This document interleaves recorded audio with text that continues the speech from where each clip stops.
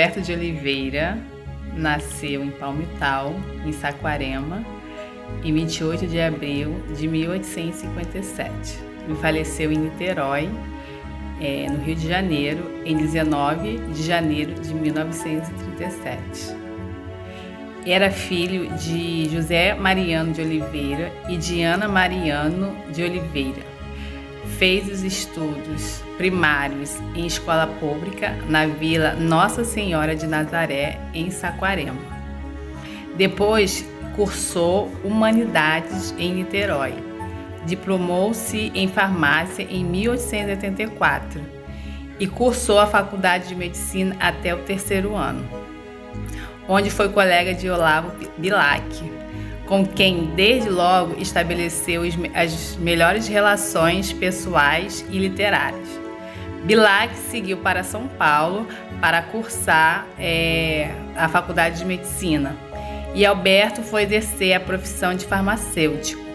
Deu nome a várias farmácias alheias e uma delas, e por muitos anos, era uma das filiais do estabelecimento do Velho Granado, o industrial português. Casou-se em 1889 em Petrópolis com a viúva Maria da Glória Rebelo Moreira, de quem teve um filho, Arthur de Oliveira. Em 1892, foi oficial de gabinete do presidente do Estado, Dr. José Thomas. De 1893 a 1898, exerceu o cargo de diretor-geral da Instrução Pública do Rio de Janeiro. No Distrito Federal, foi professor da Escola Normal e da Escola Dramática. Com 16 irmãos, sendo 9 homens e 7 moças, todos com inclinações literárias, destacou-se Alberto de Oliveira como a mais completa personalidade artística entre eles. Ficou famosa a Casa da Engenhoca, Arabalde de Niterói, onde residia o casal Oliveira e que era frequentada na década de 1880 pelos mais ilustres escritores brasileiros, entre os quais Olavo Bilac, Raul Pompeia, Raimundo Correia, Aloísio e Arthur Azevedo, Afonso Celso, Guimarães Passos, Luiz Delfino, Filinto de Almeida, Rodrigo Otávio, Lúcio de Mendonça e Valentim Magalhães. Nessas reuniões só se conversava sobre arte e literatura. Sucediam-se os recitativos. Eram versos próprios dos presentes ou alheios. Heredia, Leconte, Copper, France eram os nomes tutelares quando o parnasianismo francês estava no auge.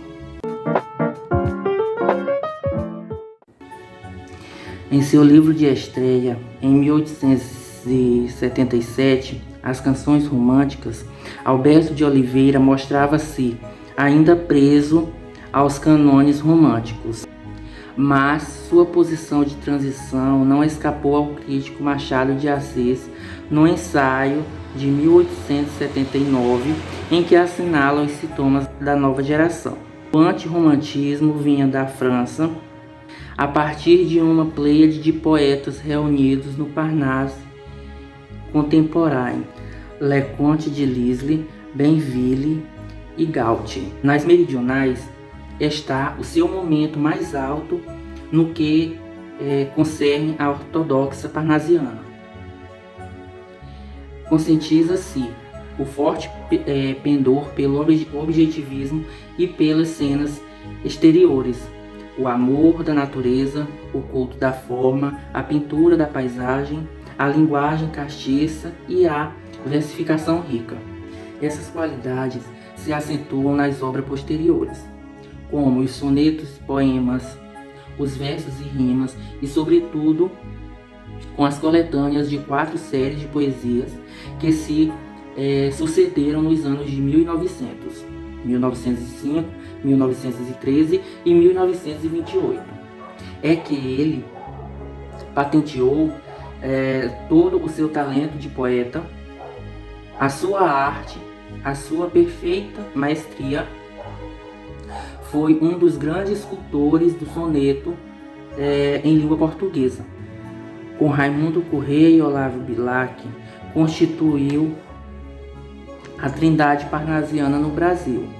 O movimento, inaugurado com os sonetos e rimas 1880 de Luiz Guimarães, teria a sua fase criadora encerrada em 1893, com os broquéis de Cruz e Souza, que abriram o movimento simbolista. Mas a influência do parnasianismo, sobretudo pelas figuras de Alberto e Bilac, se faria sentir muito além do término da escola, como escola, entendendo-se até a irrupção do modernismo. Tendo envelhecido tranquilamente, Alberto de Oliveira pôde assistir, através de uma longa existência, o fim da sua escola poética, mas o fez com que essa mesma grandeza, serenidade e o fino senso estético que foram os traços característicos da sua vida e da sua obra, o soneto que abre a 4ª série das poesias de 1928. Agora é tarde para um novo rumo. Dá ao simquicioso poeta a cintileza, bem a sua consciência, que eleva o conceito em que durou em toda a carreira literária. Também foi visto em jornais cariocas, como Gazetinha, A Semana, o Diário do Rio de Janeiro, Mequetrefe, Revista Brasileira, Correio da Manhã, Revista do Brasil, Revista de Portugal, Revista de Língua Portuguesa. Era um apaixonado bibliófilo e chegou a possuir uma das bibliotecas mais escolhidas e valiosas dos clássicos brasileiros, português, que doou à Academia Brasileira de Letras.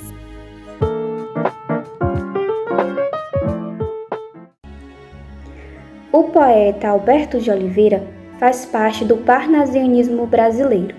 Portanto, suas obras possuem as seguintes características: linguagem objetiva, perspectiva antirromântica, rigor formal, valorização da antiguidade clássica, alienação social, descritivismo, distanciamento do eu lírico e uso do polissíndeto. Uma curiosidade sobre o poeta Alberto de Oliveira é que ele recebeu o título de Príncipe dos Poetas. Por quê?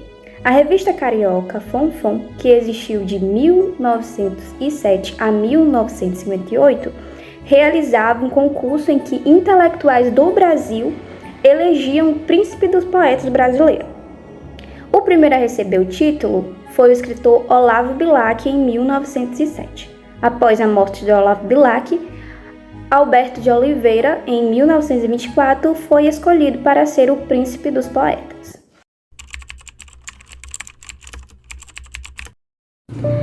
Poema de Alberto de Oliveira, Vaso Chinês. Estranho mimo aquele vaso, vi-o casualmente uma vez de um perfumado contador sobre o mármore luzidio, entre um leque e o começo de um bordado. Fino artista chinês enamorado, nele pusera o coração doentio em rubras flores de um sutil lavrado, na tinta ardente de um calor sombrio, mas talvez por contraste a desventura, quem o sabe, de um velho mandarim, também lá estava singular figura. Quem arte pintá-la, a gente, acaso vendo o ar, sentia um não sei o que com aquele chin, de olhos cortados, a feição de amêndoa.